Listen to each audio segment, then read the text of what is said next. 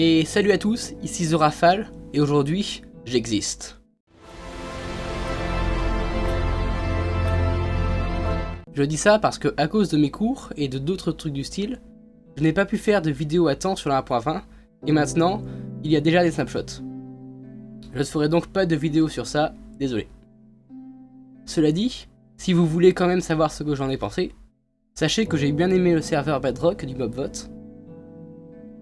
Voilà, c'est à peu près tout ce que je peux dire sur la Minecraft Live, qui n'a pas été dit par tout le monde. Cependant, il y a une chose qui a été révélée lors de la Minecraft Live, dont je vais vous parler aujourd'hui. Il s'agit de la nouvelle mise à jour de contenu de Minecraft Dungeons, qui est sortie il y a quelques temps.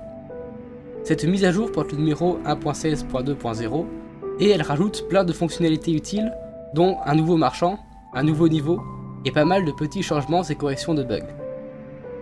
D'ailleurs, en parlant de ça, je dois vérifier un truc.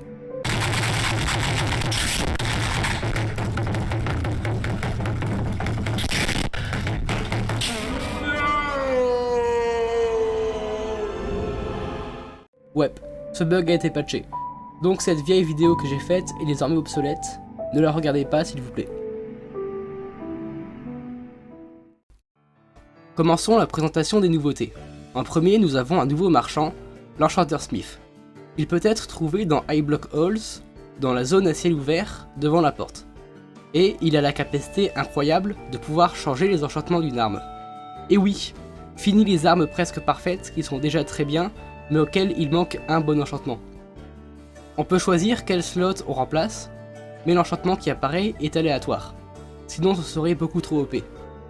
Même si, avec un peu de patience, il est parfaitement possible d'avoir des armes parfaites.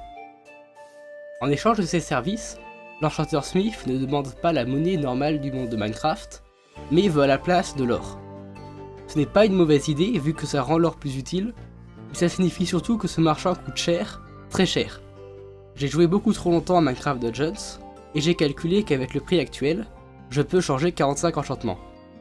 Je pense qu'il faudrait donc vraiment baisser le prix, ou alors le changer en émeraude, parce que sinon, l'Enchanter Smith ne sera pas vraiment utilisable.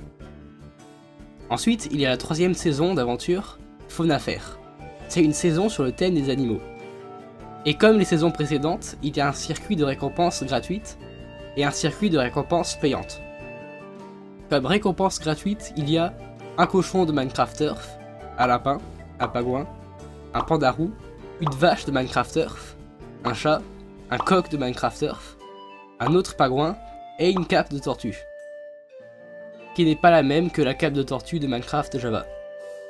Après, il y a les récompenses payantes, mais ça on s'en fiche, personne ne va acheter les passes d'aventure, c'est de l'arnaque. Dans cette saison, il y a plus de contenu gratuit avec des mobs intéressants que dans les deux saisons précédentes. Je dirais donc que Fauna Fair est une saison correcte.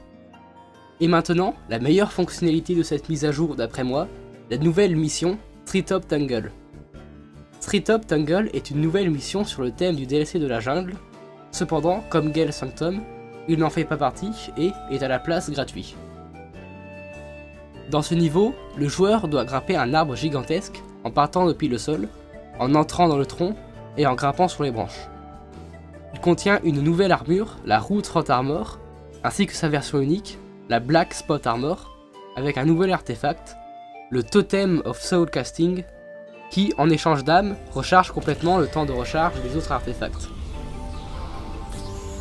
Petit détail que j'aime bien avec ce niveau, il contient des éléments du DLC de la montagne, avec des courants d'air et la même musique d'action. Le niveau avait été dataminé il y a déjà quelques temps, et était même jouable avec un peu de bidouillage. Mais ça n'était pas très beau. En revanche, maintenant que le niveau est fini, je peux dire que c'est toujours un peu moche. L'idée du niveau est très bonne, le level design lui aussi est bon, on pourrait vraiment avoir l'impression de grimper à un arbre. Enfin, ce serait le cas s'il n'y avait pas un immense void bleu en dessous de nous qui casse l'immersion. En plus, ce ne serait pas trop dur à corriger, il suffirait de faire comme dans Howling Peaks, ou comme dans la tour, et donner une texture à la skybox.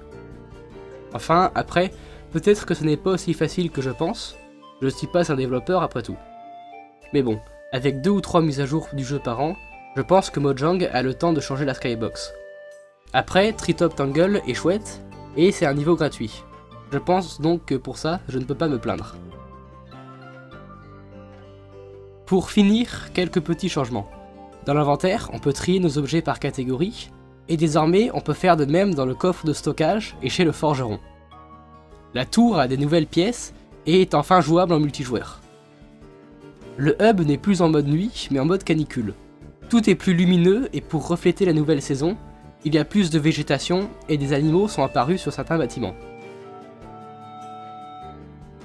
Et il y a un mode mission aléatoire qui vous permettra de gagner plus de points d'aventure. Voilà, cela conclut cette vidéo, j'espère qu'elle vous a été utile, et sur ce je vous dis à la prochaine.